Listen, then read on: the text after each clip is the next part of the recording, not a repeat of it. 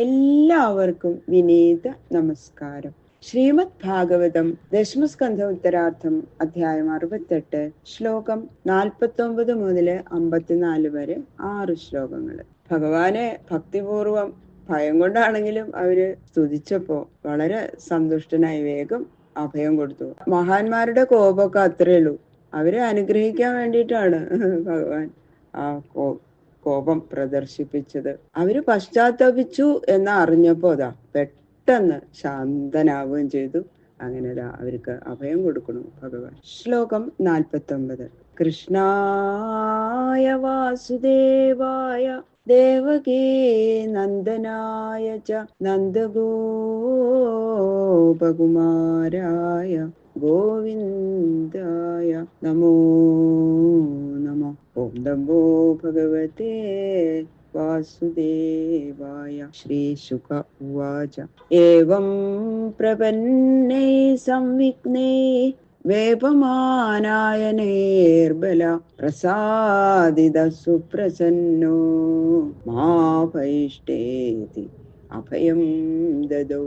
ശ്രീ ശിവബ്രഹ്മർഷി പറയാണ്, തങ്ങളുടെ വാസസ്ഥാനമായ ഹസ്തിനപുരം ഇളകി ഗംഗയിൽ വീഴോ എന്നങ്ങോട്ട് ഭയപ്പെട്ട് ശരണം പ്രാപിച്ച അവരുടെ ആ സ്തോത്രത്തിലൊക്കെ ഏറ്റവും പ്രസന്നനായ ഭഗവാൻ ബലരാമൻ അവരോട് പറഞ്ഞു, ഭയപ്പെടണ്ട, ശരി എന്ന് പറഞ്ഞ് അവർക്ക് അഭയം നൽകി. ഭഗവാന് അവര് പശ്ചാത്തപിച്ചു എന്നങ്ങടെ അറിഞ്ഞപ്പോ അപ്പൊ തന്നെ ശാന്തനായി. അതാണ്, ഇങ്ങനെ മഹാന്മാരുടെ കോപമൊക്കെ അത്രേ ഉള്ളൂ.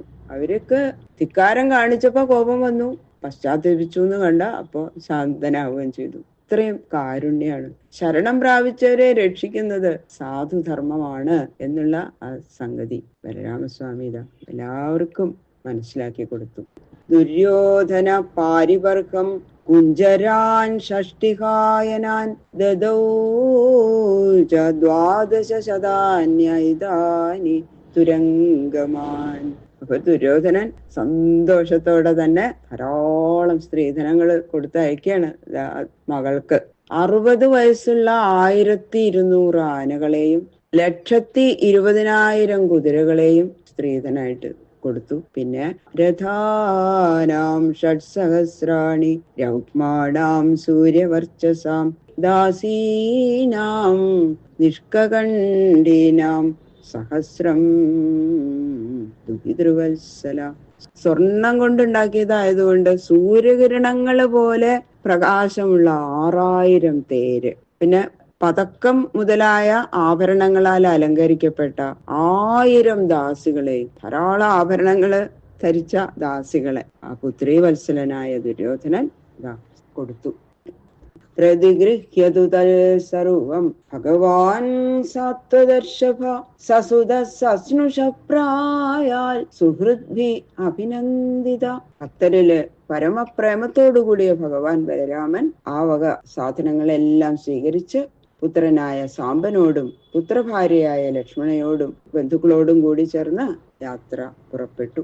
തതപ്രവിഷ്ടസ്വപുരം ഹലായുധ സമേത്യ ബന്ധൂനനുരക്തചേതസ ശശംസ സർവം യദുപുംഗവാനാം മധ്യേ സഭായാം കുരുഷു സ്വചേഷ്ടിതം. അങ്ങനെ ഭഗവാൻ ബലരാമൻ ദ്വാരകയിൽ ചെന്ന് തന്നെ കാണാതെ വ്യസനിച്ചിരിക്കുന്ന ബന്ധുക്കളെ കണ്ട് യദുശ്രേഷ്ഠന്മാരെ എല്ലാം വിളിച്ച് മഹാസഭ കൂട്ടി.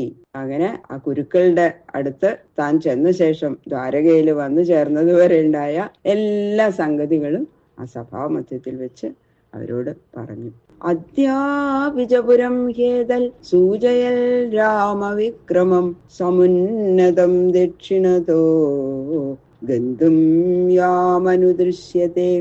ഇന്നും ഹസ്തിനപുരം ചെന്ന് കാണുന്നവർക്ക് അത് ശരിക്കും കാണാൻ പറ്റും. ബലരാമസ്വാമി അന്ന് കാട്ടിയ ആ വിക്രമത്തെ സൂചിപ്പിക്കാൻ തക്ക വിധത്തില് വലത്തു ഭാഗം കൊണ്ട് ഉയർന്നതായിട്ട് ഗംഗയിൽ ചെന്ന് വീഴാൻ ഭാവിക്കുന്ന മട്ടില് അങ്ങനെ ചെരിഞ്ഞിട്ടാ നിൽക്കണം ആ ഹസ്തിനപുരം. ഇതി ശ്രീമൽ ഭാഗവതേ മഹാപുരാണേ പാരമഹംസ്യാം സംഹിതായാം ദശമസ്കന്ധേ ഉത്തരാർദ്ധേ ഹസ്തിനപുര കർഷണരൂപ സംഘർഷണ വിജയോ നാമ അഷ്ടഷഷ്ടിതമോധ്യായ.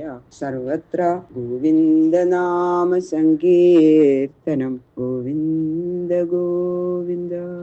ഈ 68ാമത്തെ അധ്യായം സംഘർഷണമൂർത്തിയായിട്ടുള്ള ബലരാമസ്വാമിയുടെ ശ്രീപാദങ്ങളില് സമർപ്പിക്കണം. കായേന വാച മനസേന്ദ്രിയർവാ ബുദ്ധ്യാത്മനാ വാ പ്രകൃതേ സ്വഭാവാൽ കരോമി യദ്യത് സകലം പരസ്മൈ നാരായണായേതി